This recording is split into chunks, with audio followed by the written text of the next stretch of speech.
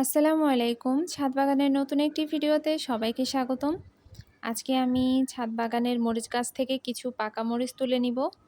যেহেতু আমি কাঁচা মরিচ ইদানিং তুলছি না, কারণ এই মরিচগুলো অনেক বেশি ঝাল। এগুলো আমি শুকনা মরিচ করার জন্য গাছেই পাকাচ্ছি মরিচগুলো। যখন পেকে যাচ্ছে তখন কিছুদিন পর, পর তুলে ফেলছি। তো আজকেও আমি বেশ কিছু মরিচ তুলে নিব। আর এই মরিচগুলো দেখতে খুব সুন্দর লাগে আসলে।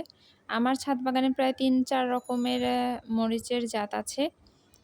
তো আমি শীতের আগে করে আরো কিছু মরিচ গাছ লাগাবো ইনশাল্লাহ।